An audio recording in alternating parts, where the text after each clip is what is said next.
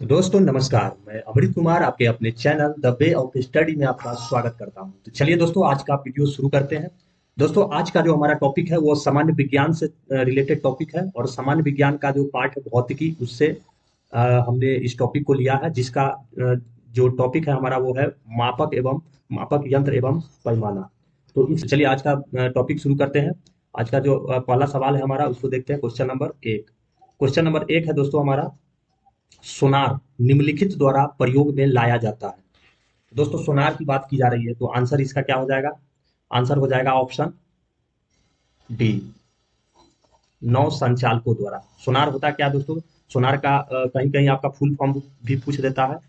सोनार, इसका full form अगर आपको पूछ दे तो हो जाएगा sound navigation, navigation and ranging. ये इसका फुल फॉर्म होता है, जो कि कहीं कहीं ये भी क्वेश्चन आपको पूछ दिया जाता है। इसका प्रयोग दोस्तों महासागर में डूबी हुई वस्तु या नौ संचालक यानी जो नेवी होता है, नेवी के द्वारा नेवी के द्वारा इसको महासागर यानी कि जो समुद्र होता है उसके नीचे जो गहराई में जो वस्तु होता है उसके पता लगाने के लिए सोनार का उपयोग किया जाता है। तो चलिए अगले प्रश्न को देखते हैं।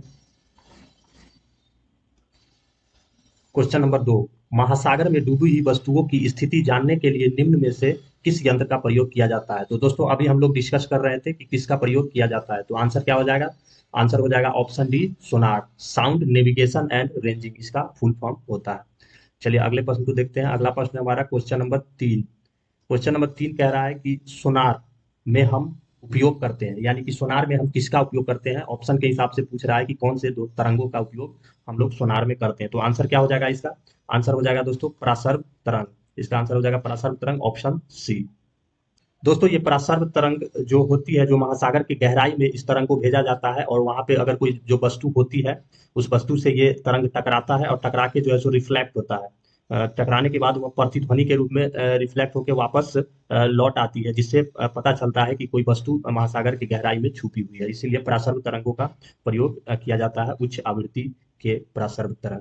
चलिए अगले प्रश्न को देखते हैं। क्वेश्चन नंबर 4 है। क्वेश्चन नंबर 4, ध्वनि की तीव्रता को मापने वाला यंत्र कौन सा है इनमें से? तो दोस्तों, ध्वनि की तीव्रता को जो मापता है वो कौन सा हो जाएगा? तो इसका आंसर हो जाएगा आपका ऑप्शन डी, आइडियोमीटर, जो ध्वनि की तीव्रता का मापन किया जाता है।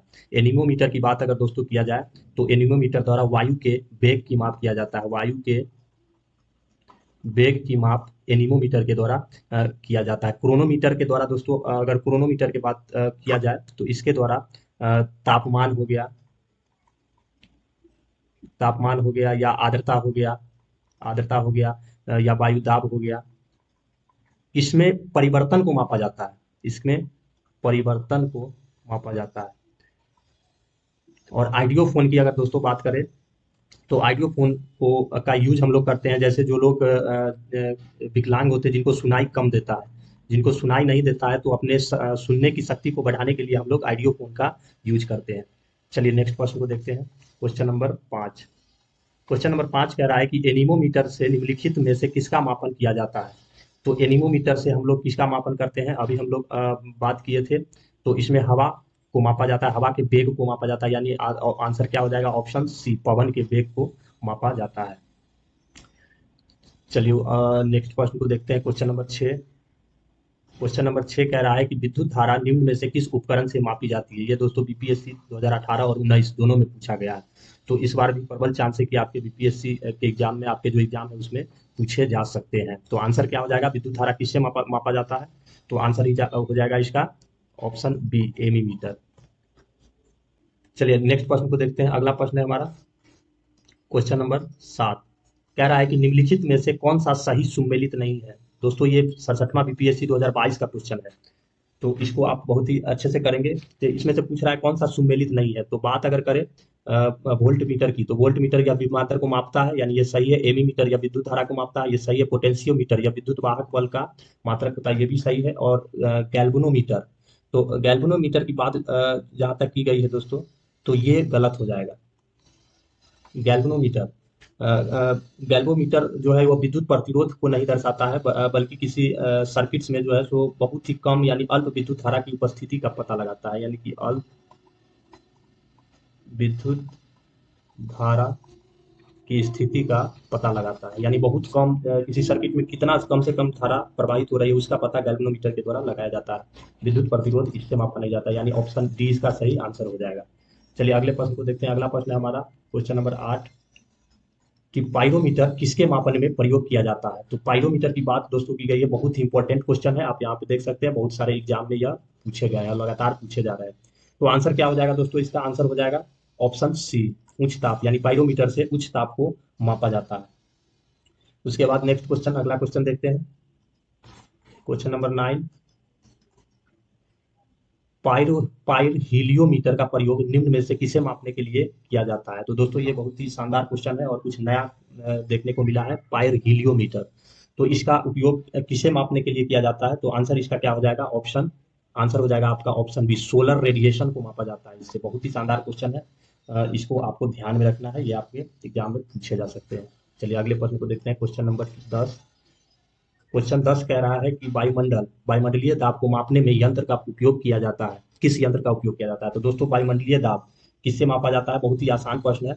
आंसर क्या हो जाएगा, ऑप्शन बी, यानी कि बैरोमीटर से वायुमंडलीय दाब को मापा जाता है। उसके बाद दोस्तों बात करते हैं क्वेश्चन नंबर 11।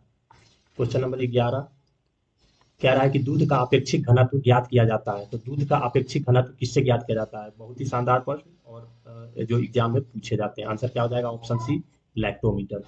चलिए अगले प्रश्न को देखते हैं। क्वेश्चन नंबर 12, क्वेश्चन 12 कह रहा है कि वायुमंडल की सापेक्ष आर्द्रता किससे मापी जाती है। तो वायुमंडल की सापेक्ष आर्द्रता को मापने के लिए जो हम लोग प्रयोग करते हैं, क्या हो जाएगा दोस्तों, आंसर हो जाएगा इसका ऑप्शन बी, हाइग्रोमीटर। थोड़ा यहाँ पे ध्यान देना है कि हाइग्रोमीटर से वायुमंडल की सापेक्ष आर्द्रता को मापा जाता है। वही अगर हाइड्रोमीटर की बात करें तो हाइड्रोमीटर जो है वह किसी द्रव कह सकते हैं, उसके घनत्व को मापा जाता है। यहाँ पे कंफ्यूजन बहुत होता है दोस्तों। हाइग्रोमीटर यस वायुमंडल की सापेक्ष आर्द्रता को और हाइड्रोमीटर से किसी द्रव के घनत्व को मापा जाता है। यहाँ लैक्टोमीटर से दूध की अपेक्षित घनत्व मापा जाता है, या दूध का घनत्व किससे, तो लैक्टोमीटर से और मापा जाता है। और पोटेंशियोमीटर से आप जानते हैं कि मापा जाता है क्या, तो विभवांतर इससे मापा जाता है पोटेंशियोमीटर से। चलिए अगले पद को देखते हैं। क्वेश्चन नंबर 13, कह रहा है कि रिंगेलमैन स्केल का प्रयोग निम्नलिखित के घनत्व मापन में किया जाता है। बहुत ही शानदार प्रश्न है और ये ऐसे ही प्रश्न एग्जाम में रिपीट होते रहते हैं। तो आंसर क्या हो जाएगा दोस्तों, इसका आंसर हो जाएगा ऑप्शन डी, यानी धुआं के घनत्व के मापन के लिए रिंगेलमैन स्केल का उपयोग किया जाता है। चलिए अगले प्रश्न को देखते हैं। क्वेश्चन नंबर 14 कह रहा है कि इलेक्ट्रोसेम्फेलोग्राम ईईजी निम्न में से किसकी निगरानी के लिए उपयोग होता है। तो ये भी प्रश्न दोस्तों बहुत बार एग्जाम में पूछे जाते हैं। तो आंसर क्या हो जाएगा इसका आंसर हो जाएगा ऑप्शन डी, मस्तिष्क के लिए ईईजी का ये किया जाता है। और हृदय यानी दिल को जो मापा जाता है, एक होता है ईसीजी इलेक्ट्रोकार्डियोग्राम, तो ये हृदय हार्ट को मापता है, जबकि ईईजी जो है वह मस्तिष्क को मापता है। तो इसमें भी कंफ्यूजन होता है। चलिए अगले प्रश्न को देखते हैं। अगला प्रश्न हमारा क्वेश्चन नंबर 15 कह रहा है कि रक्त दाब मापने के यंत्र का नाम बताएं। बहुत ही आसान प्रश्न। आंसर क्या हो जाएगा, आंसर हो जाएगा ऑप्शन बी, स्फिग्मोमैनोमीटर। चलिए अगले प्रश्न को देखते हैं। अगला प्रश्न हमारा क्वेश्चन नंबर 16, प्रकाश की तीव्रता मापने के लिए जिस उपकरण का उपयोग किया जाता है उसे क्या कहते हैं। तो प्रकाश की तीव्रता की बात हो रही है दोस्तों। तो आंसर क्या हो जाएगा, आंसर हो जाएगा ऑप्शन सी, यानी कि लक्स मीटर के द्वारा प्रकाश की तीव्रता को मापा जाता है। चलिए नेक्स्ट प्रश्न को देखते हैं। क्वेश्चन नंबर 17, कह रहा है कि रडार का उपयोग किया जाता है। तो दोस्तों अब इससे पहले हम लोग सोनार के बारे में पढ़े थे। सोनार का फुल फॉर्म क्या होता है, साउंड नेविगेशन एंड रेंजिंग। यहाँ पे है रडार, है। तो रडार का भी फुल फॉर्म हम लोग देख लेते हैं, क्योंकि ये भी आपके एग्जाम में पूछे जाते हैं। तो इसका फुल फॉर्म हो जाएगा रेडियो डिटेक्शन एंड रेंजिंग। ये भी आपके एग्जाम में पूछे जाते हैं। इसका मूल रूप से क्या काम है दोस्तों, तो इसका काम है इसका आंसर हो जाएगा आपका ऑप्शन सी, रेडियो तरंगों द्वारा वस्तुओं की स्थिति ज्ञात करने में रडार का उपयोग किया जाता है। जैसे वस्तुओं की स्थिति, ऊंचाई या उसका दिशा या गति इत्यादि को ज्ञात रडार के द्वारा ही, इसके तरंगों के द्वारा ही किया जाता है। तो इसका फुल फॉर्म हो जाएगा radar, radio detection and ranging. आपको ध्यान में रखना है, एक रडार और एक सोनार, साउंड नेविगेशन एंड रेंजिंग। इससे प्रश्न जो है सो लगातार रिपीट होते रहते हैं। चलिए अगला प्रश्न हम लोग देखते हैं। क्वेश्चन नंबर 18 कह रहा है कि भूकंप की तीव्रता का मापन किया जाता है। तो भूकंप की तीव्रता का मापन दोस्तों, इसका आंसर क्या हो जाएगा? बहुत ही आसान प्रश्न है जो लगभग आपको पता ही होगा। आंसर हो जाएगा रिएक्टर पैमाने पे भूकंप की तीव्रता का मापन किया जाता है। अगला प्रश्न देखते हैं, क्वेश्चन नंबर 19। क्वेश्चन नंबर 19 कह रहा है कि निम्नलिखित में से किस यंत्र का भूकंप तरंगों के मापन के लिए प्रयोग किया जाता है?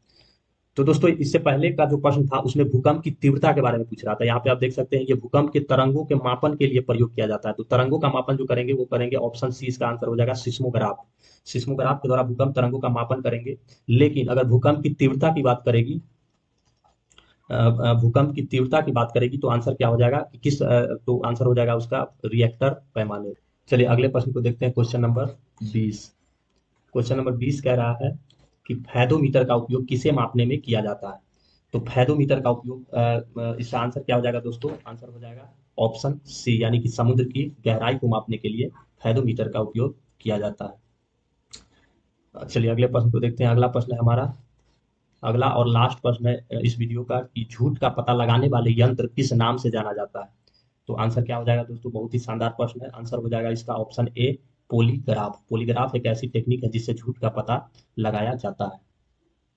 तो इस तरह से दोस्तों आज के ये 21 महत्वपूर्ण प्रश्न थे जो कि मापक यंत्र से लिए गए थे, और इससे बाहर बिल्कुल कोई भी क्वेश्चन नहीं आ सकते हैं। इसी 21 में से आपके क्वेश्चन रिपीट होते रहते हैं। तो इन 21 क्वेश्चन में से आपके एग्जाम में एक दो क्वेश्चन जरूर मिलेंगे, और आते ही आते हैं, यही सब क्वेश्चन रिपीट होते हैं। तो इसको आपको अच्छे से करना है।